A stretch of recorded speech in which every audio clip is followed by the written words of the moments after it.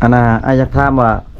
ถ้ามี FC บ่าวลาวบ่าวไทยเพิ่นสมมุติว่าเพิ่นล้มเพิ่นมักเนาะส่วนเพิ่นอยากมาขอมาแต่งชื่อน้องนี่แต่งน้องเบลคนเดียวนี่ได้บ่น้องเบลก็ได้แต่งน้องจอยก็ได้บ่อืมสมมุติว่าเพิ่นอยากมีบ่าวไทยคนเดียวเพิ่นอยากมาแต่งเอาชื่อน้อง2คนนี่เอาไปอยู่อยู่ไทยนี่ได้บ่น้องจอยนี่18บ่นะ19แล้วแม่นแต่ว่ายังบ่เต็มยังบ่เต็ม19เนาะแสดงว่า18ปลายๆเนาะโดย19กำลังสิเข้าแต่ว่าน้องซาเบลได้ซะ18เต็ม18เต็มๆเนาะแสดงน้องสาวจอยนี่เป็นเอื้อยบ่เนี่ยเอื้อยอ๋อแต่ว่าเป็นหมู่กันเนาะเอื้อยกับ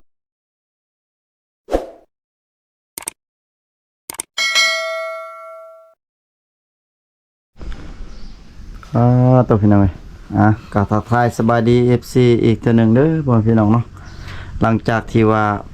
บ่าวผู้ไทยได้ไปเยี่ยมญาติน้องสาวจอยเนาะก็ต่อเป็น EP ที่2เนาะพี่น้อง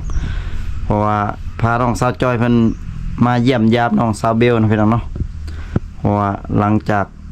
ห่างหายไปโดนบ่ได้มาเยี่ยมญาติน้องสาวเบลหรือว่าสาวๆอยู่ในเขตชนบทเนาะพี่น้องเนาะเนื่องจากว่าบ่าวผู้ไทยได้ติดธุระเนาะพี่น้องเนาะช่วงหนึ่งก็เลยได้กลับมาเฮ็ดคลิปอีกมาเยี่ยมมายามมาถ่ายให้ FC ได้เบิ่งนำกันพี่น้องเอ้ยสบายดี FC อีกแน่สบายดีตัวพี่น้องมีแต่ผู้งามนะพี่น้องเนาะสาวชนเผ่าตะโอยคือกันเนาะยังโสดบ่ติโสดเบิดยังโสดบ่เนาะแม่นตัวพี่น้องเอ้ยถ้าผู้ใดได้มาเฮ็ดเนาะมาเฮ็ดกับตานี่โป๊ตัวพี่น้องเอ้ยบ่อยากเมื่อพุ่นแล้วพี่น้องขนาดFC เห็นอยู่ในกล่องนี่ก็ยังคิดเลยพี่น้องเอ้ยขนาดเบาไทยมาเนี่ยว่าเห็นตัวจริงนี่งามพี่น้องเอ้ยจนบ่อยากเมื่อพุ่นแล้วพี่น้องกินข้าวแล้วบ่น้องเบลยังบ่ได้กินข้าวเนาะแม่นตัวพี่น้องเอ้ยพอดีเฮาไปกินข้าวอยู่แคมป์เซ่เนาะโดยพี่น้องเอ้ยนี่น้องเพิ่นว่าสิพาบ่าวไทยไปเลาะอยู่แคมป์เซ่เพราะว่าอากาศมันร้อนแฮงพี่น้องเอ้ยร้อนว่านนี่ก็ร้อนบ่อยู่บ้านนี่ร้อนได้ประมาณ3 มื้อ 4 มื้อแล้วร้อนอ๋อ3 มื้อ 4 มื้อร้อนเพราะว่ามันฤดูนี่ก็แม่นน่าจะสิฮอดฤดูฝนแล้วพี่น้องเอ้ยมันร้อนหลังจากมันร้อนแล้วก็มันฝนจะตกนะพี่น้องน้องเบลอยู่เฮือนคนเดียวบ่มื้อนี้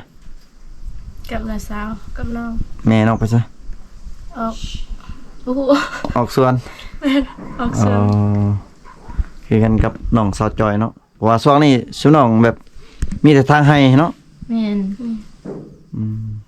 แล้วที่สลายแล้วมันบ่หรือว่าส่วนหลายก็แล้วเบิดยังแต่ทางให้แล้วก็จูดแล้วมันนี่เนาะจูดแล้วก็หือพี่น้องโอ้งามแฮงเลยพี่น้องยังโบมงามคือกันกับสาวๆเลย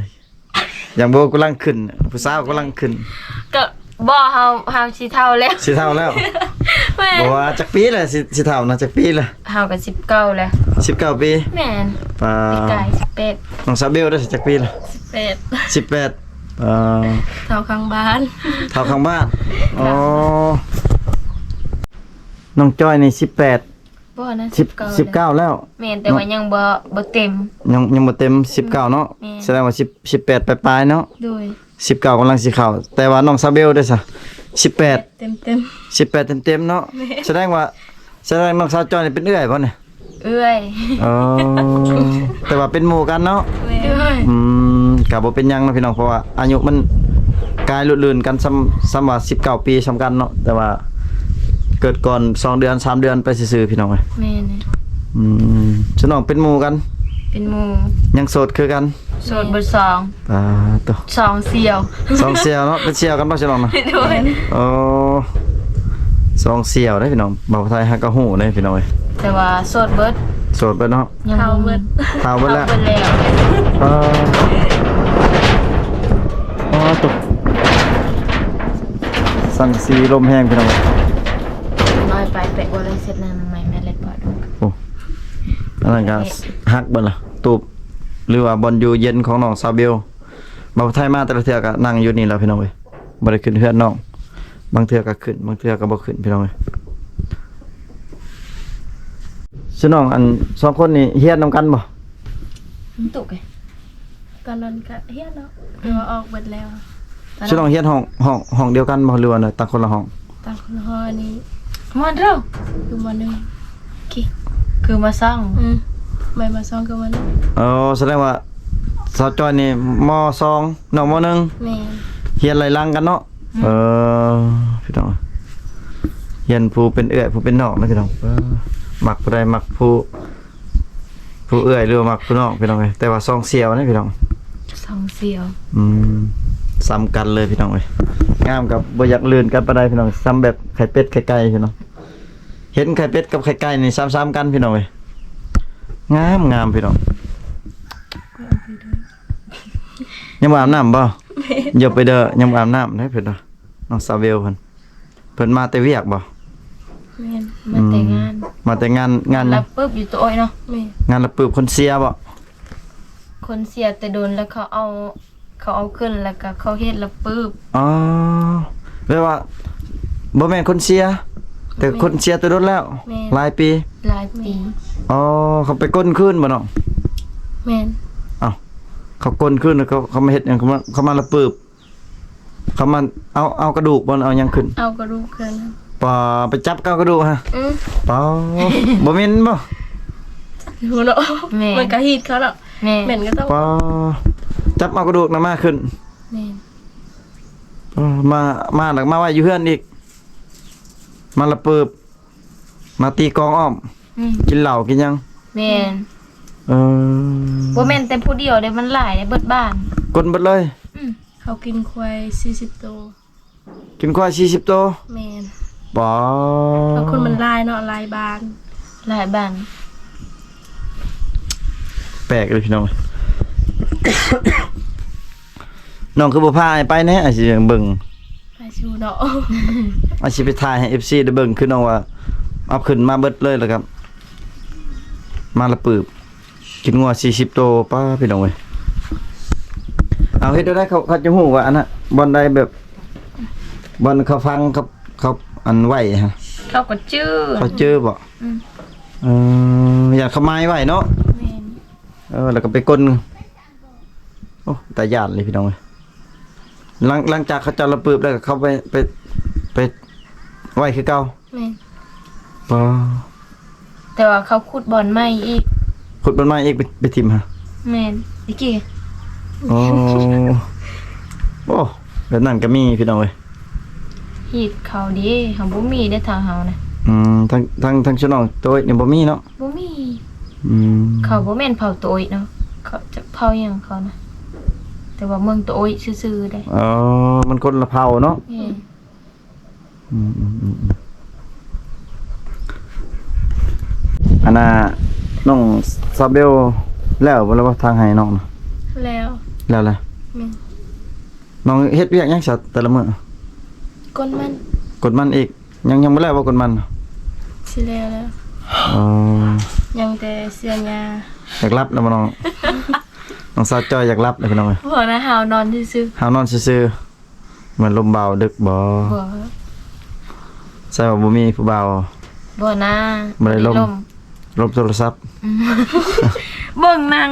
เบิ่งหนัง เด้อ เออบ่มีผู้บ่าวแต่ว่าเบิ่งหนังเนาะ ก็ดึกคือเก่าพี่น้องเอ้ย โดย อืม ไก่จนคันได้ ปลาเบิ่งหนังหั่นได้ปลาคือเบิ่งดึกแต่ ก็เลยบ่รับเด้ นอนบ่หลับ แม่นบางคืนก็นอนไว้บางคืนก็บ่ คิดฮอดผู้บ่าวเนาะ บ่แม่นแบบคิดฮอดความหลัง คิดฮอดความหลังน้องเคยมีผู้บ่าวบ่ น้องบ่เคย แม่นบ่บ่เคยมีบ่น้องบ่เคยมีบ่ บ่เคย น้องซาเบลได้เคยมีบ่น้องซาเบล บ่เคย บ่เคยคือกันแม่นบ่บ่เคย แต่ว่าเฮาคิดฮอดหมู่ที่เอาผัวแล้ว แล้วก็บางคนก็ไปเฮ็ดเวียก ไปเรียนหนังสืออยู่สวรรค์ตอนนั้นเด้แต่บัดตอนนี้ เฮาอยู่คนเดียวก็เลยแบบคิดฮอด กินฮอดหมู่กินฮอดครูเนาะ แม่น บางคนก็เอาผัวปะแล้ว แม่นจนมีลูกเลยเฮานะยังบ่มีอยู่ น้องเบลมีบ่หมู่เอาผัวจนมีลูกนะมีบ่ ทั้งหมดทั้งน้อง น้องก็เอาเบิด แม่นจนได้ลูกเบิด2-3คนเว้ย แต่น้องยังเนาะน้องยังอันนั้นยังโสดเนาะ แม่น คิดจะได้อยู่บ่ผู้บ่าวน่ะหรือผัวน่ะผัวก็คิดจะได้อยู่บ่ แม่น อยากได้แห่งก็คือพัวไปเลย จะได้แห้งก็คือผัวเนาะตัวพี่น้อย แม่นได้ผัวไปก็แล้วเนาะคนเฮาก็เบิดเนาะเบิดตอนนั้นเนาะ แม่น ก็มีแต่สากซาได้อบัดนี้เฮ็ดหัวเฮ็ดสวนคือซุน้องนี่คันเอาผัวไปก็คันเอาผัวแบบส่วนเผาซุน้องเองก็ชลายก็เฮ็ดหัวเฮ็ดสวนคือเก่าเนาะ เฮ็ด เฮ็ดตลอดบ่ปะเนาะ แม่น อืม ถ้าเฮาเอาคนลาวก็บ่ได้เฮ็ดแม่นบ่ คล้ายๆในบางคนก็เฮ็ดบางคนก็บ่เฮ็ด แม่นเลยเฮานี่เฮ็ดตลอด เฮ็ดตลอดเนาะ ปี อ้ายกันผู้ใดเอาอ้ายก็ได้เฮ็ดคือเก่า ปรับบัก30 ผู้ใดเอาอ้ายก็ได้เฮ็ดคือเก่าเฮ็ดคือกันเด้ เฮ็ดแต่ว่าแบบธรรมดาเห็นบ่คือเฮา เฮ็ดหน้าเด้อ้าย บ่คือเฮาบ่รู้ได้ เฮ็ดหน้าแล้วก็เฮ็ดสวน ไปได้เนาะ แม่น ให้นี่ทั้ง กระสันไปเฮ็ดหน้ามาซะ ไปไหมไป พี่น้องเอ้ยก็คือน้องๆเพิ่นว่าหั่นล่ะพี่น้องถ้าว่าเอาแบบพัวแบบ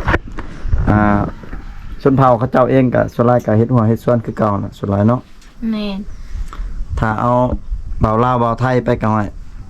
อยากอยู่สบายหน่อยนึงพี่น้องเอ้ย เอาคนไทยบ่ได้เฮ็ดหยังเนาะ แม่น เวียกเฮือน เวียกเพื่อนแล้วก็เวียกเพื่อนเวียกซ่านแล้วก็เวียกแนวอื่นนั่นแหละ น้องเบลเนาะ แม่น อืม กี่ น้องเบลกลางคืนบ่มีผู้บ่าวมาเลินนำบ่ บ่ บ่มีคือเก่าเนาะ แม่น เป็นหยังเป็นย้อนว่าน้องมาอยู่นี่อยู่ไกลหมู่บ่จังบ่มีผู้บ่าวมาเลินนำเนาะ บ่มีไผมัก หรือว่าเป็นย้อนน้องงามเพิ่นแล้วผู้บ่าวอายบ่ คิดหลายโพดเลยบ่มีไผมัก แม่นบ่ แม่น อืมยังมี FC ทักหาอยู่บ่น้อง มีอยู่ มีไลน์บ่หรือว่าน้องบ่ไลน์ 2-3คนแหละ 2-3 คน มาเกิดเป็น เพิ่นลบยังเนาะเพิ่นโทรมาเพิ่นว่าหยัง ก็มีแต่แชทว่ากินข้าวแล้วว่า ถามซื่อ แม่น ๆเพิ่นบ่ได้ลบเว้าเรื่องความหอกความหัก ก็ล่มอยู่ ลบอยู่เนาะเพิ่นว่าบ่ว่าสิมาเยี่ยมมายาม เว้า ว่าให้เพิ่นมาอยู่บ่ล่ะ ก็มากันบ่ได้มา สิพาเพิ่นสมมุติว่าเพิ่นมาหาซิน้อง2คนนี่เอา FC เพิ่นมาหานี่สิพา FC ไปลิ้นไส นำเซ เดินน้ำเซ สิพาไปซ่อนที่งานโนดาสาเสดแก สอนเหนียวบ่ โดย อ๋อไปสอนเหนียวพี่น้องเอ้ย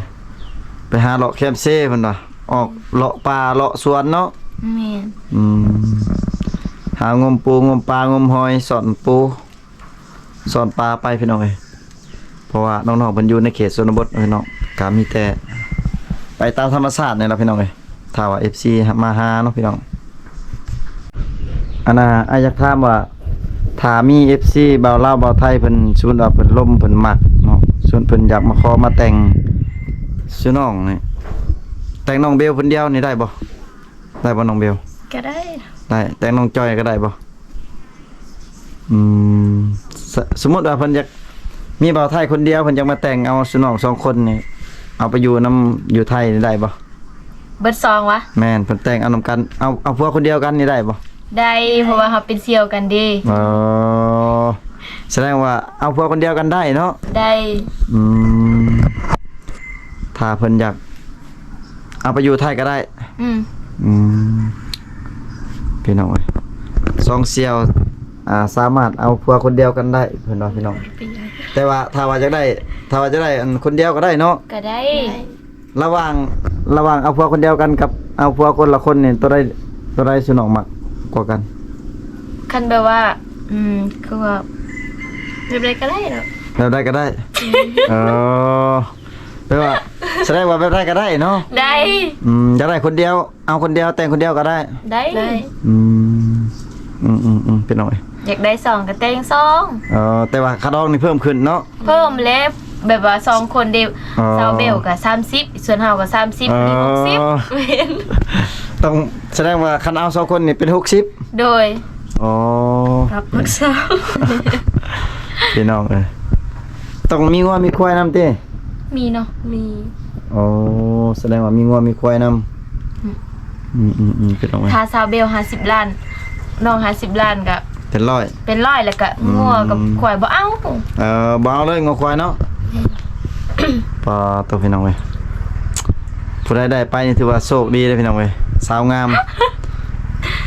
สาวงามเนาะพี่น้องทั้งงามทั้งแบบหาแบบนี้บ่มีเนาะพี่น้องเนาะถ้าว่า FC ท่านใดมักก็ลองทักหาเพิ่นเบิ่งพี่น้องเนาะสาวโสดเผาตะโอ้ยพี่น้องเว้ยน้องซาเบลยังเล่นเฟซเก่าบ่ เฟดแม่น น้องเบล สาวลาว น้องเบลสาวลาวตัวไทยเนาะ แม่น ส่วนน้องจอยก็ คือเก้า น้องจอย